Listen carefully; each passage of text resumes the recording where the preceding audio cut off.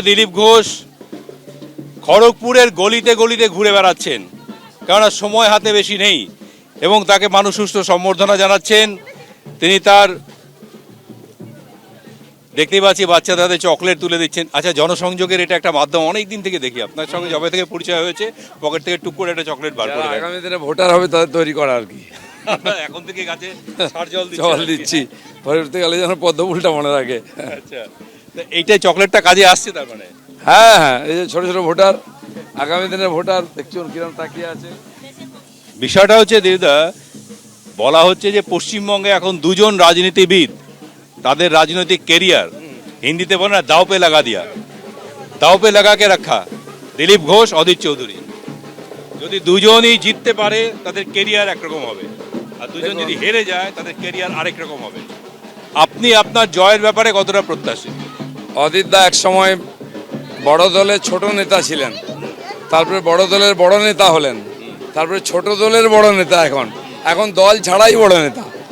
দিলীপ ঘোষ ছোট দলের নেতা, ছোট ছিল, দল বড় হয়েছে, দিলীপ ঘোষ নেতা হয়েছে। দল যে কাজ দিয়েছে এটা করেছে, এখনো তাই করছে। আরেকটা বিষয় হচ্ছে আপনাকে নিয়ে আবার কন্ট্রোভার্সি তৈরি হয়েছে। মাঝখানে দেখলাম যে দিলীপ ঘোষ সমস্ত বিতর্ক থেকে নিজেকে দূরে সরিয়ে নিয়েছে, কিন্তু হঠাৎ করে আপনি বলে বসলেন যাদের নাম এসআইআরে বাদ গেছে তারা দেশদ্রোহী। আমি ব্যক্তিগতভাবে একজনকে চিনি, 3 পুরুষের ডাক্তার, কলকাতার বাসিন্দা, তার নাম বাদ চলে গেছে। জানি না কে বলেছে এটা, কার মাথা থেকে এসেছে। দিলীপ ঘোষের ভিডিও দেখান, আমি আপনাকেও চ্যালেঞ্জ করেছি, কালকে একটা চ্যালেঞ্জ করেছি। যারা এই বাংলাদেশিদের সহযোগিতা করছে তারা দেশদ্রোহী। ভোট তো আমার ভোটার, আমার বুথের ভোট যে প্রেসিডেন্ট তারও ভোটার লিস্টে নাম নেই। তার জন্য নির্বাচন কমিশন বলে দিচ্ছে কী করতে হবে, সেটা করছেন, আদালতও দেখছে।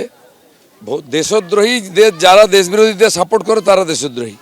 অ্যাকচুয়ালি যাদের নাম কাটা গেছে কিন্তু প্রকৃত ভারতীয়, এরকম নাম প্রচুর সামনে আসছে। আমিও জানি, আর এটা টিএমসি করিয়েছে। 1.5 কোটি লোক কী করে বিতর্কিত হতে পারে? তার জন্য আমরাও ফর্ম ফিল আপ করছি, আমরাও অনলাইনে করেছি, আর চলবে এই প্রসেস। খালি পশ্চিমবাংলায় এটা করেছে কারণ এখানে কর্মচারীদের করানো হয়েছে। এটা কেন করানো হয়েছে বলে মনে হয় আপনার? করানো হয়েছে এই জন্য যে এত নাম ভেরিফিকেশন হবে না, সব চলে যাবে, যেমন ছিল 1 কোটি লোক আবার ঢুকে যাবে, আমরা জিতে যাব, এই জন্যই ঘেঁটে দেওয়ার চেষ্টা। এবার আছি খড়গপুরের প্রসঙ্গে, আপনি রেসপন্স কেমন পাচ্ছেন? আপনি দেখতে পাচ্ছেন আপনার সামনে মেলা লেগে গেছে, ছোট বড় সবাই রাস্তায় বেরিয়ে আমাদের সম্বোধনা দিচ্ছেন, মহিলারা মালা পরাচ্ছেন, ছাদ থেকে পুষ্পবৃষ্টি হচ্ছে। সে প্রধানমন্ত্রী হলে এরকম হয়। কিন্তু আমি একটা বস্তিতে ঢুকেছি, আমার দিদি বেলাদি এক্স কাউন্সিলর, এখানকার বাড়ি বাড়ি সম্পর্ক। আমিও বহুবার এসেছি, লোকের বাড়িতে খাওয়া দাওয়া করি। তো সাধারণ মানুষ বিজেপিকে এখানে আপন করে নিয়েছে, আর সাধারণ মানুষ বিজেপির সঙ্গেই আছে। আপনি তো শুধু খড়গপুরের প্রতিনিধি হিসাবে অতীতে আত্মপ্রকাশ করেননি, আপনি রাজ্যের নেতা হিসাবে আত্মপ্রকাশ করেছিলেন। সেই জায়গা থেকে প্রশ্ন, মেদিনীপুরে মোট কতটা আসন পেতে পারেন এবং ফলাফল কি হতে পারে এই পশ্চিম মেদিনীপুরে? খড়গপুরই দিলীপ ঘোষকে নেতা বানিয়েছিল, আমি রাজ্য সভাপতি হয়েছিলাম, কিন্তু প্রথম এমএলএ এখান থেকে। খড়গপুর বিজেপিকে এমএলএ দিয়েছে, জনসংঘকেও দিয়েছিল মেদিনীপুর, তারপরে এমপি দিয়েছে, তখন আমি নেতা হয়েছি। যদি নেতা হয়ে থাকি খড়গপুরের মানুষের জন্য, খড়গপুরে আছি। মেদিনীপুরে অল্প অল্প ভোটে গতবারে হেরেছিলাম, এবারে ম্যাক্সিমাম সিট মেদিনীপুরে বিজেপি জিতবে, পূর্ব পশ্চিম সব। আর পশ্চিমবঙ্গের রাজনৈতিক ভবিষ্যৎ কি হতে চলেছে আগামী 1 মাস পর? পরিবর্তন হবে, সরকার হবে, এটা নিশ্চিত, খালি সময়ের অপেক্ষা। আপনি দেখে রাখুন ক্ষমতাশীল যারা, তারা কিরম চিৎকার চেঁচামেচি করছেন, গালাগালি দিচ্ছেন, আলতু ফালতু বকছেন, এতে বোঝা যাচ্ছে হেরে গেছেন ওনারা। আমার শেষ প্রশ্ন সেটা হচ্ছে, 2021-এ যখন দল নির্বাচনে লড়ছে তখন প্রত্যাশা করা হয়েছিল দল ক্ষমতায় আসবে। সেই সময় প্রথমে দিলীপ ঘোষের মুখটা মুখ্যমন্ত্রী হিসেবে সামনে ছিল, কিন্তু পরবর্তীকালে দেখা যায় একাধিক মুখ্যমন্ত্রীর ভিড় চারদিকে। তো এইবারেও মুখ্যমন্ত্রী নিয়ে একটা বিভ্রান্তির ধোঁয়াশা তৈরি হয়েছে। আপনার কি মনে হয় কার হওয়া উচিত, কে দৌড়ে আছে, আপনি দৌড়ে আছেন কিনা? আমি দৌড়াদৌড়ি করি, কিন্তু কোনো দৌড়ে থাকি না।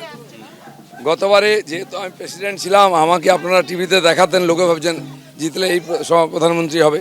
এটা পুরোটা পার্টি আর বিধায়কদের হাতে আছে, আমার হাতে নাই। এবারেও বিজেপি জিতবে, আর নিশ্চিত জিতবে। বিজেপিতে 10 জন লোককে আপনি, আর যার নাম কেউ জানে না, সে যদি মুখ্যমন্ত্রী হয়, বিজেপি নিজের মতো সুশাসন দেবে, সারা দেশে দিচ্ছে। আত্মবিশ্বাসী দিলীপ ঘোষ এখন খড়গপুরে ব্যস্ত তার নিজের প্রচারে, এবং সেই সঙ্গে তাকে কয়েকদিন আগেও দেখা গেছে অন্যান্য জায়গায় প্রচার করতে, শুধু নিজের কেন্দ্রে নয় অন্যান্য কেন্দ্র প্রচার করেছিলেন তিনি। হাতে মাত্র আর কয়টা দিন, প্রথম দফার ভোট এই খড়গপুরে 23শে এপ্রিল। ক্যামেরায় উজ্জ্বল ঘোষের সঙ্গে দীপক ঘোষ, এবিপি আনন্দ, খড়গপুর। পশ্চিম মেদিনীপুরে 15টা আসনে প্রতিদ্বন্দ্বিতা হলেও আকর্ষণের কেন্দ্র কিন্তু খড়গপুর। এই কেন্দ্রে 2015 সালে রাজ্য সভাপতি হওয়ার পর 2016 সালে তিনি এই কেন্দ্র থেকে প্রতিদ্বন্দ্বিতা করেছিলেন দিলীপ ঘোষ, এবং প্রথমবার জিতেই হইচই ফেলে দিয়েছিলেন জায়ান্ট কিলার হিসাবে। এবং এটাই সম্ভবত আপনার নির্বাচনী কার্যালয়ে বানিয়ে রেখেছেন, তাই তো? না, নির্বাচন কার্যালয় এটা সরকারি অফিস থাকার জন্যই নির্বাচন কার্যালয় আমাদের ওখানে আছে মালঞ্চতে। এটা আপনি বসবাস করছেন এখানে? এখানে তো আমি আছি 7-8 বছর ধরে। আচ্ছা, আপনি 2016 সালে জেতার পর থেকে তো এখানেই থাকেন নাকি? মাঝে মধ্যে মাঝে মাঝে হ্যাঁ, আগে আমি যে ভাড়া ঘর ছিলাম, তারপরে এটাই আমার আসলে এখানে লোকের সঙ্গে দেখা করি, এখানেই থাকি। নতুন একটা জিনিস সংযোজন হয়েছে, দেখলাম যে প্রচুর গরু শুয়ে আছে এখানে। আমরা না থাকলে ওরাই থাকে এখানে। সোনার দাম বেড়ে যাওয়াতেই সিদ্ধান্ত নাকি? সুন্দর ঘাস খায় দায় আরাম করে, গরু মোষ এলাকার সব দুধ ওরা খায়, আমরা ওদের ঘাস খাওয়াই। এবিপি আনন্দ, এগিয়ে থাকে, এগিয়ে রাখে।